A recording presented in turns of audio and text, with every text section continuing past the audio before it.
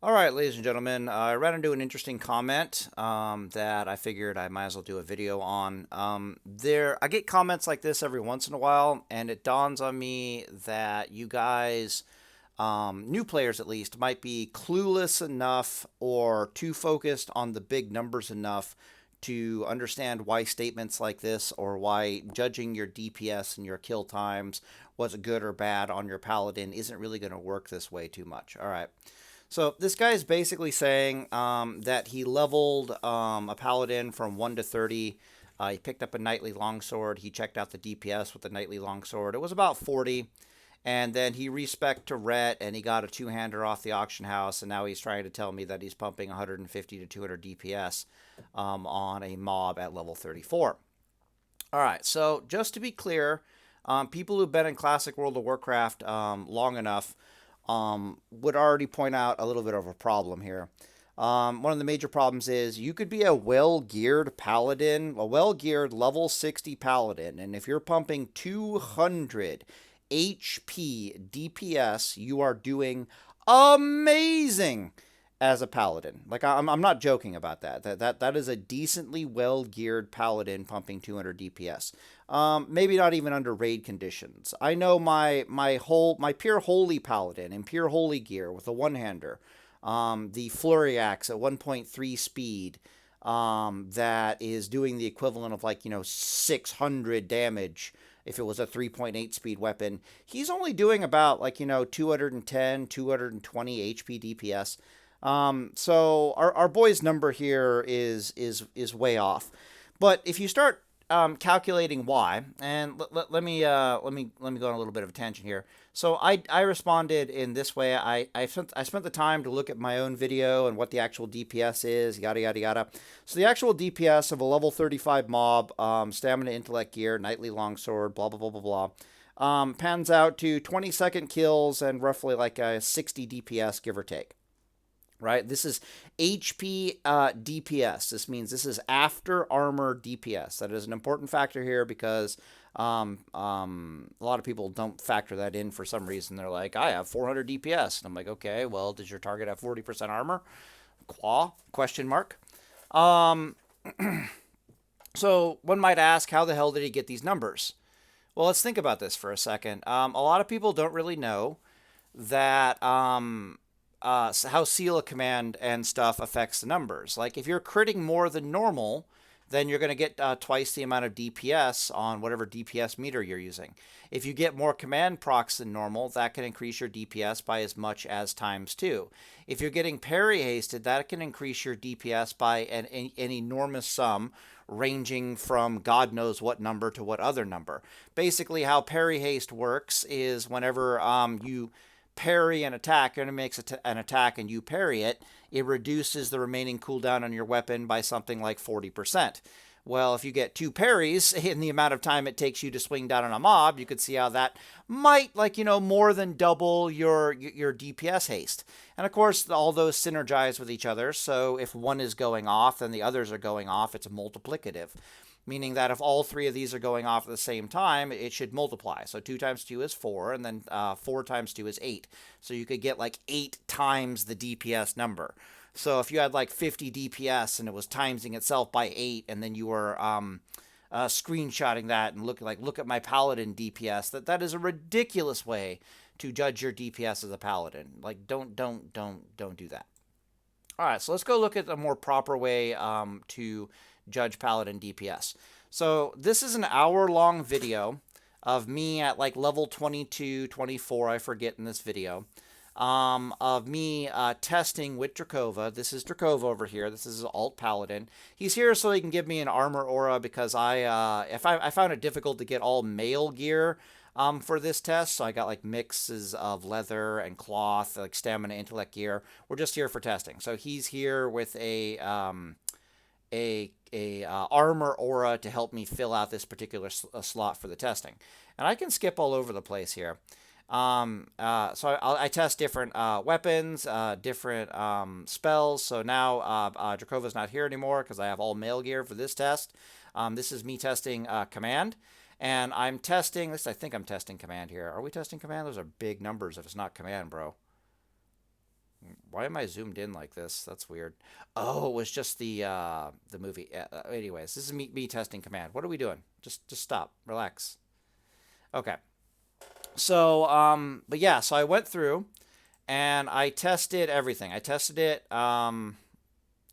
all of this in an hour-long video. And I tested it. Basically, I would kill like 20 mobs or something, and then test it with downtime. So these are kill times plus downtime at this level, wearing stamina, intellect gear, strength, stamina gear. Everything was tested with the sole exception of strength, agility gear, if that makes any sense. And this is a much more in-depth and better way to test your paladin. More importantly, if you're testing a paladin, you want to take your average kill time and factor in your recovery time, obviously, because things can vary wildly, if that makes any sense. So, anyways, I guess that's the TLDR of this. This video is probably kind of short, yeah, about 6 minutes. I'll expand this into another one since I like doing the TLDR soup, right? I tried. How do I put this? I get a lot of people who ask me two-handed questions for Classic World of Warcraft. Let's pull up this 20-second kill again so we can look at this real fast. I have people asking me two-handed questions like, Ravager, the Paladin Quest two-hander, yada, yada, yada. Here's the TLDR from me on two-handed Paladin questions in general. The 200 Paladin question for me is that I've never actually really tried leveling as a 200 Paladin past level 41. There used to be a bunch of speedrunner guides out that told us to start AoE farming past level, basically at level 30. Like the moment you're able to get Blessing of Consecration, you start AoE farming as I can't focus while things are happening on screen. You start AoE farming as a speedrunner at the moment you get Blessing of Sanctuary. That doesn't really match reality too well because it's kind of hard to gather up mobs on an active server to AoE farm and yada yada yada. It just doesn't pan out well. But no speedrunning guide on planet Earth had you going had you do anything but AoE farming past level 30.